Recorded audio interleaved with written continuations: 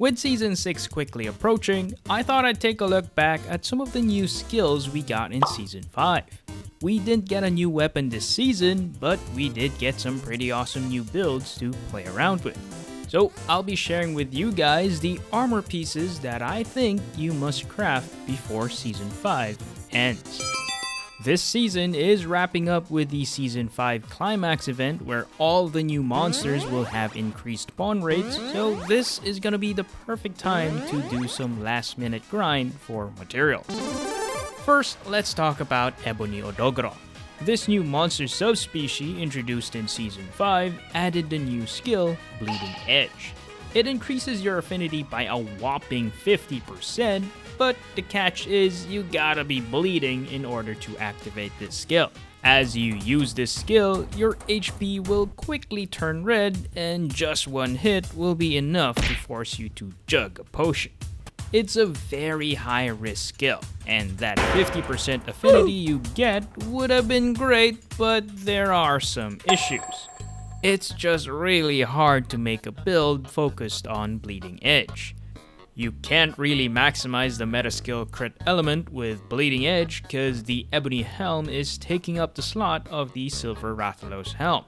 And then the Ebony Vambraces is taking up the slot of the Azure Rathalos Vambraces that has crit boost.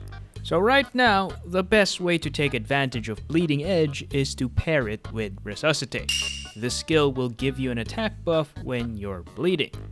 Seems pretty good, but even then, there's no way to make a build that maxes out level 5 Resuscitate. So for me, Bleeding Edge is not too great right now.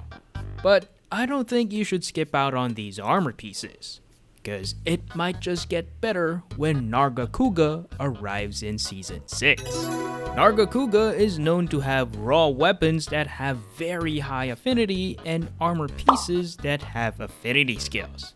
Nargacuga also has attacks that can cause, you guessed it, the bleeding status. So the Nargacuga armor set might just have the missing pieces needed to make Bleeding Edge the next meta. So if you ask me, it's better to have these armor pieces and not need it than to need it and not have it. So if you don't have these armor pieces upgraded, better grind Ebony Odogaron in the next event. The next monster that was also introduced in Season 5 is Glavenus. And Glavenus was the last piece of the puzzle we needed to make negative affinity weapons viable meta options. It introduced the new skill Raw Power, which pairs so well with Crit Ferocity. And what I love about these negative affinity builds is that they're just so flexible. You can easily swap things around and add the skills you want, like Part Breaker skills. I really enjoyed using the Tigrex dual blades with my negative affinity Part Breaker build, and I also used it to hunt down Chameleos using my Basil negative affinity blast dual blades. Any weapon that has negative affinity just pairs so well with this build.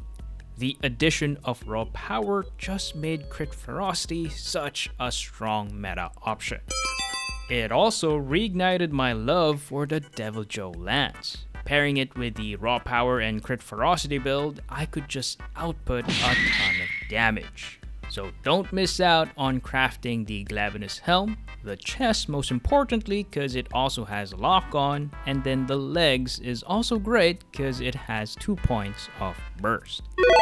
Now we move on to the Elder Dragon of Season 5, Chameleos. The new Chameleos Venomous skill is such an important skill to have on any poison build, which makes it a must craft.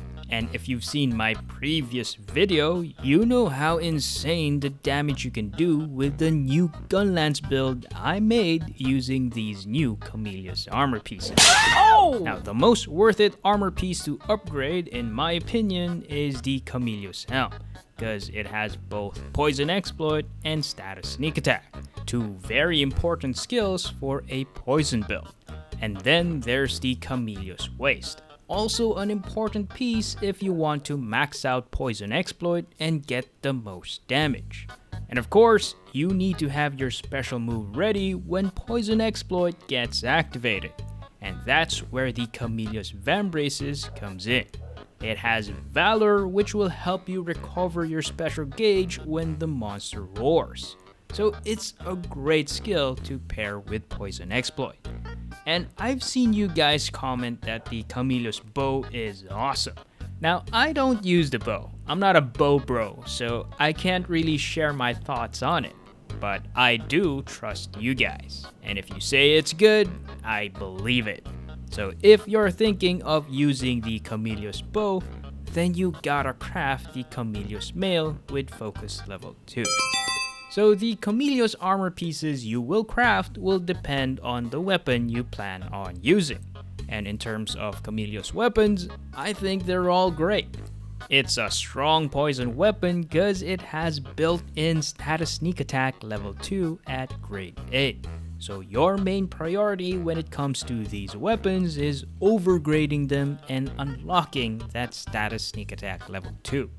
The Season 5 Climax event will be the perfect time to grind Camellios, since it's gonna be the only Elder Dragon appearing in Elder Dragon Interceptions. And honestly, the Camellios armor set is my favorite set to come out of this season. All because it buffed my Poison Gunlance build, and now it outputs some insane damage numbers. If you want to check out that build, be sure to check out this video next. But that's it for this one. Thanks for watching, and I'll see you guys in the next one.